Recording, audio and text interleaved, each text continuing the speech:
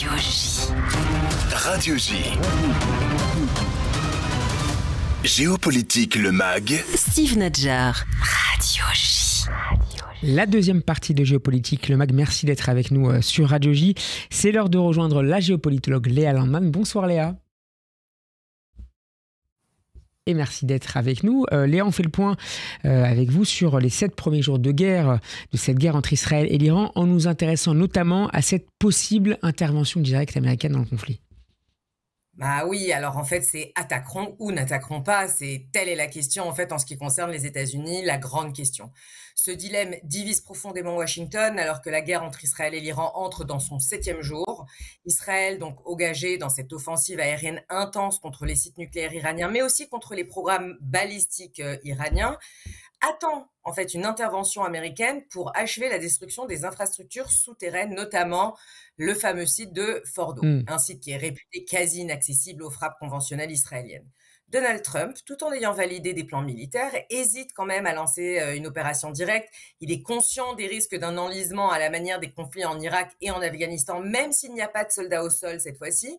Les États-Unis disposent donc de la fameuse GBU-57, Massive Ordnance Penetrator, une bombe de 13 tonnes et demie, conçue pour en fait détruire des cibles profondément enterrées. C'est les seuls qui l'ont. Et l'usage de cette arme larguée par un bombardier furtif B-2 serait une première en fait en situation réelle de guerre. Donc ils ont fait des essais, mais jamais utilisés en situation réelle.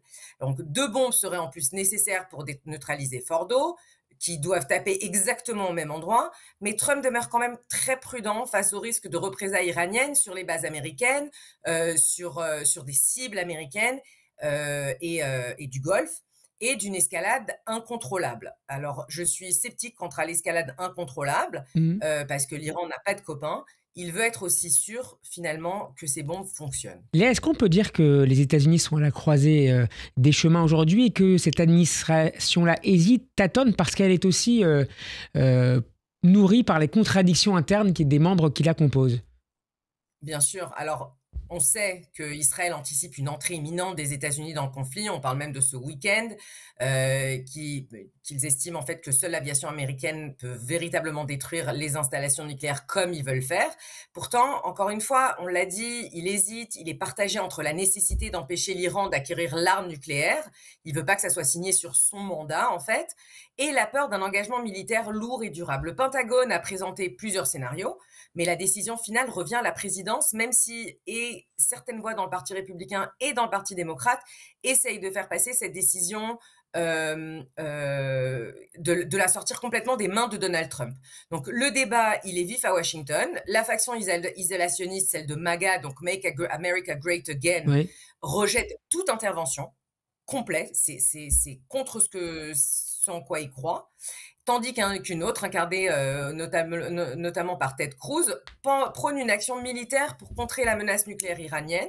Un sondage Fox News, qui est quand même représentatif puisque c'est Fox News, révèle une opinion américaine divisée avec 73% des républicains favorables aux frappes israéliennes contre seulement 32% des démocrates. Il y a d'autres chiffres qui circulent, mais je pense que ça représente plus ou moins ce qui se passe. Quelles pourraient être, Léa, les ripostes, les modalités de riposte iranienne en cas d'attaque américaine? Alors, je sais que tout le monde parle d'une escalade rapide, mais ce sera une escalade qui sera contenue finalement, parce que je ne vois pas ni les Russes ni les Chinois intervenir aux côtés de l'Iran. Peut-être le Pakistan, pas sûr. Peut-être le Hezbollah, mais franchement pas sûr. L'Iran menace de riposter par des attaques contre les bases américaines dans la région, l'utilisation de ses missiles balistiques restants, ainsi que par des cyberattaques et des actions terroristes. Alors le New York Times souligne, il faut savoir, le New York Times, c'est une certaine ligne de pensée très démocrate, très libérale, souligne que l'Iran pourrait accélérer secrètement son programme nucléaire à l'instar de la Corée du Nord, malgré les frappes israéliennes. Certains experts rappellent que si l'on peut retarder un programme nucléaire par des frappes, il est impossible de l'effacer totalement. D'autres encore rappellent quand même que l'élimination des scientifiques nucléaires peut avoir un réel impact sur le savoir. Donc, on disait jusqu'à aujourd'hui, on ne peut pas éliminer le programme puisqu'il y a des scientifiques et ils connaissent le savoir existe, donc il peut être reconstitué. Oui. Mais c'est pas si facile que ça, ni si rapide que ça. Les Iraniens n'ont pas encore une bombe nucléaire, c'est-à-dire qu'ils n'ont pas fait les essais autour de la bombe nucléaire. Donc, ils ne sont pas. Donc, reconstruire ce programme sera vraiment très compliqué. L'Iran a déjà lancé plus de 400 missiles et des centaines de drones sur Israël depuis le début du conflit, ciblant notamment des infrastructures civiles et militaires. Toutefois, la fréquence des tirs a diminué ces derniers jours et je sais qu'il y a beaucoup d'infos qui circulaient disant qu'ils ciblent principalement des infrastructures civiles. L'armée israélienne estime que c'est pas vrai. En tout cas, jusqu'à 2 jours, l'estimation du système, de l'armée israélienne était que les Iraniens essayent de cibler à 90% des infrastructures militaires et stratégiques et à 10% des infrastructures civiles. C'est juste que les missiles envoyés ont un énorme impact et ils ne sont pas aussi précis que prévu. Ajoutons, et c'est de plus en plus répété dans les médias nationaux, les médias d'État iraniens, que le régime menace également de fermer le détroit d'Ormuz. Léa, quel est le bilan des frappes et ces tirs balistiques iraniens contre le territoire israélien ? Donc on l'a dit, depuis le début du conflit, l'Iran a tiré environ 370-400 missiles balistiques sur Israël. Ces attaques ont visé 40 sites en Israël, 24 morts, plus de 800 blessés, l'évacuation de milliers de civils, des immeubles entiers frappés. Le système de défense israélien notamment, vous savez, c'est un système multicouche avec Arrow 2, Arrow 3, les THAAD américains et les dômes de fer à la fin, ont intercepté entre 80 et 90% des missiles, mais certains, ont causé de gros dégâts, notamment cette nuit à l'hôpital de Soroka Be'er-Sheva. Oui. Petite anecdote quand même, l'aile qui a été touchée a été évacuée hier. Ça, c'était une vraie réflexion stratégique d'où ça pourrait taper. Be'er-Sheva à côté de Dimona, donc le site nucléaire israélien. Israël a riposté par des frappes aériennes ciblant des sites nucléaires iraniens cette nuit, notamment un réacteur nucléaire inachevé à Arak. En fait, c'est une sorte de réacteur de substitution. Un réacteur à eau lourde pour la production de plutonium, qui est une autre voie d'acquisition de la bombe atomique. Exactement, mais qu'ils avaient dit, les Iraniens ont dit qu'ils l'ont évacué, mais les Israéliens ne voudraient pas qu'ils le remettent en fonction. Donc, ils ont aussi tapé sur d'autres installations militaires et nucléaires dans la région de Téhéran. L'armée israélienne a appelé à l'évacuation des villages proches de ces sites en prévision de frappes supplémentaires. On voit vraiment que ce qui a été fait à Gaza et au Liban est reproduit en Iran. C'est un pari, puisque l'Iran, c'est quand même 90 millions de personnes et un vrai État. Mais c'est intéressant de revoir qu'on reproduit les mêmes schémas. Donc, l'Iran tire moins de missiles, mais de manière plus fréquente. Alors, cette stratégie s'explique par, la destruction progressive de ces lanceurs par les frappes israéliennes, limitant sa capacité, en fait, à lancer des salves massives. Selon l'Institut pour l'étude de la guerre, l'Iran avait initialement prévu de tirer jusqu'à 1000 missiles, mais n'en a lancé que 200 en raison des dégâts subis. Ça peut être aussi expliqué par la volonté de l'Iran de créer une guerre d'attrition, qui a un gros désavantage pour Israël. Mais en gros, cette réduction de volume des tirs traduit surtout, je pense, une érosion de ses capacités balistiques. Cette nuit, ils ont utilisé un nouveau missile balistique d'ailleurs, poussant Téhéran à envisager d'autres formes de représailles, comme vous l'avez dit, la fermeture du détroit d'Ormuz par exemple, qui est un vrai passage stratégique pour le pétrole mondial. Les raisons, elles ne sont pas très claires, mais en même temps, fermer le détroit d'Ormuz, c'est mauvais pour l'Iran, c'est mauvais pour la Russie, c'est mauvais pour la Chine. Donc, c'est pas la première fois que l'Iran menace. Deux des rares partenaires de l'Iran, précisons-le. Oui, mais partenaires, vous voyez, ils sont pas. Ils sont restés avec Ce ne sont pas des alliés. Ils ont condamné l'attaque israélienne, mais ils ont été quand même. Ils marchent sur la ligne. Ils n'ont pas été à fond dans la condamnation. Et Léa, il nous reste à peine 2 minutes pour parler d'abord des dommages en Israël, mais aussi de la réaction de la communauté internationale face au conflit en cours. Alors, je pense qu'on a parlé plutôt des dommages en Israël, donc on va passer plutôt à la communauté internationale, qui reste profondément divisée et préoccupée par l'escalade.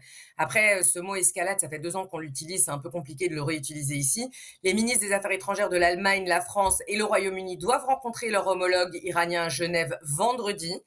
C'est intéressant que ce soit ces 3 pays parce que ces 3 pays ont été assez fermes sur le droit d'Israël à se défendre, même si Israël a attaqué en premier. Donc, c'est vraiment intéressant. Ils veulent en fait obtenir des garanties sur le caractère civil du programme nucléaire iranien, ce qui est un peu plus vide de sens. Cette initiative diplomatique intervient alors que les frappes et les tirs israéliens et iraniens se poursuivent. L'Allemagne a exprimé son soutien aux frappes israéliennes vraiment de manière pratiquement inconditionnelle. Toutefois, elle souligne qu'il n'est jamais trop tard pour négocier et Donald Trump appelle aussi à la soumission totale de l'Iran, mais pour lui, il y a quand même une petite chance, même s'il n'y croit plus tellement, que l'Iran accepte de négocier et c'est ça son but. L'Angleterre a fait passer un porte-avions par le canal de Suez hier, vers la région. Donc, tout ça se prépare. Donc, sur le plan régional, quand même, 21 pays arabes et islamiques ont publié une déclaration commune condamnant l'agression israélienne contre l'Iran. Ils dénoncent la violation des chartes des Nations Unies. Ce serait l'Égypte qui se retrouve cette fois-ci du côté iranien de manière plus forte. Officieusement, quand même, il faut le dire, certains États arabes restent très partagés. Certains craignent une déstabilisation régionale majeure et des attaques sur leur territoire. Mais surtout, ils sont très menacés par l'Iran. Donc, ils adoptent une posture plus nuancée, mais officieusement quand même favorable à la légitime défense israélienne. En conclusion, au 7e jour du conflit, la guerre est entrée dans une phase vraiment critique puisqu'on attend Israël. On attend les États-Unis. Ce qui est sûr, c'est que le Moyen-Orient est rentré dans une nouvelle phase plus brutale, plus offensive. On fait plus attention qu'aux menaces. On prend les menaces au pied de la lettre. Il faut quand même attendre voir si l'Iran, donc la stratégie de déstabilisation du Moyen-Orient, avec une stratégie de déstabilisation du Moyen-Orient qui est en train de s'effondrer, va accepter de stopper son programme iranien en enrichissant par exemple l'uranium dans un tiers pays. Et si les pays négociateurs profiteront pour adopter une posture plus dure dans ces négociations avec l'Iran. Et si j'ai encore 1 minute, non. Steve... Vous avez 10 secondes. Non, j'ai 10 secondes. On parle beaucoup de changement de régime. En Israël aussi, on a commencé à parler de changement de régime. Les objectifs principaux d'Israël sont le programme nucléaire et le programme balistique. Donc, c'est vraiment un wishful thinking, enfin un vœu européen, cette histoire de changement de régime, même si tout le monde commence à changer de ton, mais c'est ce qui intéresse tout le monde. Israël doit rester concentré sur ces 2 objectifs principaux. Le Moyen-Orient toujours en recomposition et plus que jamais là avec cette guerre en cours entre Israël et l'Iran. Merci beaucoup, Léa Landman, d'avoir été avec nous. Je rappelle que vous êtes notre chroniqueuse géopolitologue de Géopolitique le Mag. À la semaine prochaine.